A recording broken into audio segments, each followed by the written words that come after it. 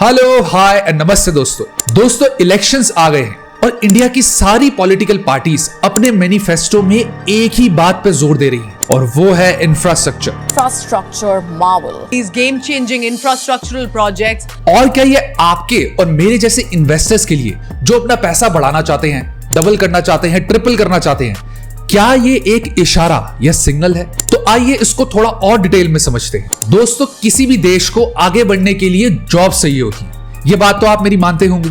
और जॉब्स का सीधा रिलेशन होता है इंफ्रास्ट्रक्चर से, यानी जितनी ज्यादा रोड्स बनेगी, एयरपोर्ट बनेगी, रेलवे बनेगी, उतना ज्यादा बिजनेस और जॉब्स बढ़ेंगी। इसलिए आज हम बात कर रहे हैं इंफ्रास्ट्रक्चर म्यूचुअल फंड्स की। तो अब आप अपनी स्क्रीन पे देख रहे होंगे इंडिया के टॉप इंफ्रास्ट्रक्चर फंड्स के रिटर्न्स।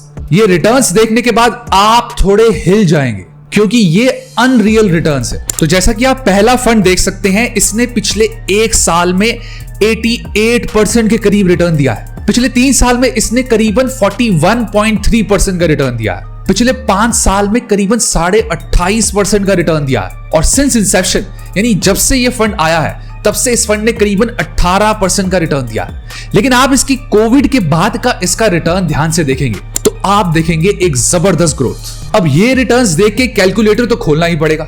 अब एसआईपी कैलकुलेटर पे देखते हैं कि आप इसमें कितने पैसे लगाते तो एक साल में करीबन आपका कितना पैसा बन गया होता। तो मान लीजिए अगर इस फंड में किसी ने 3 मई 2023 यानी आज से एक साल पहले सिर्फ 5 लाख का अमाउंट इन्वेस्ट किया हुआ होता, तो आज वो 5 लाख 8,67,500 बन गया होता। यानी पिछले एक साल में करीबन आपको 3.25 लाख का प्रॉफिट हुआ होता। तो आज की इस वीडियो में मैं आपको टॉप 3 इंफ्रास्ट्रक्चर फंड्स बताऊंगा जिन्होंने पूरे इंडिया में धमाल मचाया हुआ है। तो चलिए वीडियो शुरू करते हैं। तो हमारा पहला फंड है इन्वेस्टको इंडिया का infrastructure fund direct growth plan. ये फंड उन लोगों के लिए है जो एक लॉन्ग टर्म कैपिटल एप्रिसिएशन चाहते हैं, यानी चाहते हैं कि लॉन्ग टर्म में उनका मोटा पैसा बने, जैसे capital goods, energy, constructions, metal and mining, materials, cement company etcetera. ये फंड 11 साल पहले स्टार्ट हुआ था, यानी ये एक बहुत पुराना फंड है और इसका एक्सपेंस रेशियो है 0.85%। और आप इस फंड में मिनिमम 500 रुपए महीने से एसआईपी स्टार्ट कर सकते हैं। अब आते हैं मेन चीज पे जो है रिटर्न्स। तो जैसा कि आप देख सकते हैं, इसने पिछले एक साल में करीबन 88% का रिटर्न दिया है, विच इज एक्सीलेंट। ऐसा बहुत कम ही फंड्स देते हैं। पिछले 3 साल में इस फंड ने करीबन 41.5% का रिटर्न दिया है। पिछले 5 साल में इसने करीबन 28.5% का रिटर्न दिया है। और सिंस इंसेप्शन यानी 11 साल से लेकर अभी तक इसने करीबन 18% का रिटर्न दिया है। लेकिन मैं आपको एक बहुत ही इंपॉर्टेंट बात बता दूं, पिछले रिटर्न्स का मतलब ये नहीं होता कि ये आगे भी ऐसे ही रिटर्न्स देगा। अब आप अपनी स्क्रीन पे देख सकते हैं इस फंड का पोर्टफोलियो एलोकेशन। ये फंड अपना 97.24 हिस्सा इक्विटी में इन्वेस्ट करता है, यानी आप इसको एक प्योर इक्विटी फंड कह सकते हैं। अगर इसका सेक्टर एलोकेशन देखेंगे तो ये 32% कैपिटल गुड्स में करता है, 26% एनर्जी कंपनीज में करता है, 12% कंस्ट्रक्शन कंपनीज में लगाता है, मेटल एंड माइनिंग में लगाता है 5% और मटेरियल उसमें लगाता है 4%। अब बात करते हैं इसकी कंपनी होल्डिंग्स की, यानी ये फंड आपके पैसे कौन सी कंपनीज में लगाता है। तो सबसे ज्यादा पैसे L&T यानी लार्सन एंड टोब्रो लिमिटेड में लगाता है, जो एक बहुत ही बड़ी कंस्ट्रक्शन कंपनी है। इस कंपनी में इसने 6.65% इन्वेस्ट कर रखे हैं। उसके बाद आता है power grid corporation of India, जो कि एक एनर्जी कंपनी है, उसमें 6.44। फिर उसने कर रखा है टाटा पावर, उसमें 4.18। अब आप में से बहुत लोग सोच रहे होंगे कि हम इस फंड में या किसी और म्यूचुअल फंड में इन्वेस्ट कैसे कर सकते हैं। तो इसी प्रॉब्लम को सॉल्व करने के लिए आज मैं आपके लिए लेके आया हूं एक ऐसा प्लेटफॉर्म जहां पर इन्वेस्ट करना बहुत ही ईजी है, यानी आप सिर्फ 2 मिनट के अंदर अपने किसी भी म्यूचुअल फंड में इन्वेस्टमेंट स्टार्ट कर सकते हैं। तो आज मैं बात कर रहा हूं शून्य ऐप की। तो सबसे पहले यह बात आती है कि इसका नाम शून्य क्यों है। इसका नाम शून्य इसलिए है क्योंकि इसमें 0 यानी शून्य ब्रोकरेज फीस है, शून्य अकाउंट सेटअप फीस है, शून्य कॉल ट्रेड फीस है और शून्य ही क्लियरिंग फीस है। यानी अगर आप इस प्लेटफॉर्म से म्यूचुअल फंड या शेयर में किसी चीज में भी इन्वेस्ट करते हैं तो हर चीज की कॉस्ट है शून्य यानी 0। अब आप में से बहुत लोग सोचेंगे कि हम तो ऑलरेडी किसी और ऐप से इन्वेस्ट करते हैं, तो हम इस ऐप से क्यों करें। नंबर 1, अगर आप इसमें म्यूचुअल फंड्स खरीदना चाहते हैं या आप अपने अकाउंट से स्टॉक्स खरीदना चाहते हैं तो इसमें 0 AMC चार्जेस हैं और 0 डीमैट अकाउंट चार्जेस हैं। तो अगर हम ब्रोकरेज कैलकुलेटर पे जाते हैं और मान लीजिए हमने कोई शेयर 100 रुपए का खरीदा था और हमने उसको 150 में बेचा और हमारे पास टोटल क्वांटिटी थी 100 शेयर, तो आप देख सकते हैं कि हमें किसी भी तरह की ब्रोकरेज नहीं देनी पड़ी, यानी ब्रोकरेज कॉस्ट है 0।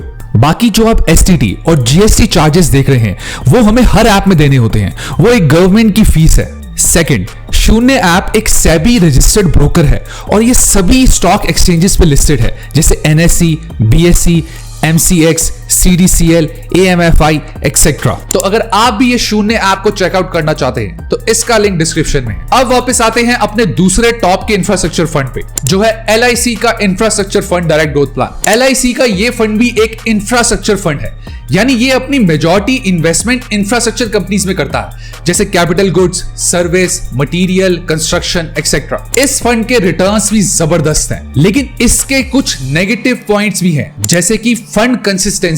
ये फंड अच्छे रिटर्न्स तो दे रहा है पिछले कुछ साल से, लेकिन अगर इसका पूरा पिछला हिस्टोरिक रिकॉर्ड देखेंगे तो इसके रिटर्न्स इस कैटेगरी के बाकी रिटर्न्स के मुकाबले इतने कंसिस्टेंट नहीं होते, यानी ये बीच में वॉलेटाइल होता है, बहुत ज्यादा ऊपर नीचे होता है। और इसका दूसरा नेगेटिव पॉइंट है इसका एक्सपेंस रेशियो, जो है 1.21%, जो कि बहुत ज्यादा है। अगर इसके AUM की बात करें तो वो है 225 करोड़ और आप इस फंड में मिनिमम 1000 रुपए से SIP स्टार्ट कर सकते हैं। पिछले एक साल में इस फंड ने करीबन 64.5% का रिटर्न दिया है, विच इज मैसिव। पिछले 3 साल में इस फंड ने करीबन 33.5% का रिटर्न दिया है। पिछले 5 साल में इस फंड ने करीबन 23.5% का रिटर्न दिया है और सिंस इंसेप्शन इस फंड ने करीबन 15.5% का रिटर्न, यानी इसकी भी कहानी वही है, इसने भी कोविड के बाद से बहुत जबरदस्त ग्रोथ पकड़ी है। अब बात करते हैं इसके पोर्टफोलियो एलोकेशन की। ये फंड अपना 92% हिस्सा इक्विटी में इन्वेस्ट करता है। वहीं अगर आप इसका सेक्टर एलोकेशन देखेंगे तो 46% कैपिटल गुड्स में, 10% सर्विसेज कंपनी में डालता है, 8% कंस्ट्रक्शन में और 5% एनर्जी में।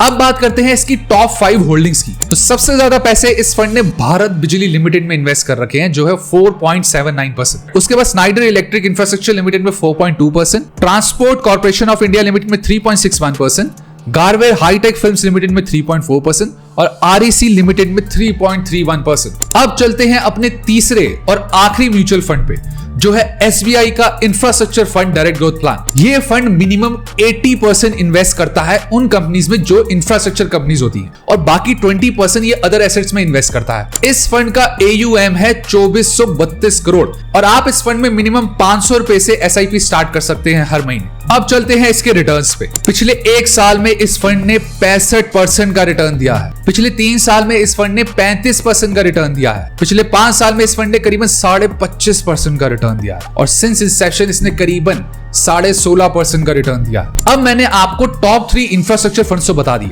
लेकिन अब बात करते हैं इनके रिस्क की। तो इन फंड्स का सबसे बड़ा रिस्क होता है लैक ऑफ डाइवर्सिफिकेशन। तो जैसा कि आप नाम से ही देख सकते हैं, ये एक इंफ्रास्ट्रक्चर फंड है, यानी ये एक सेक्टोरल फंड है।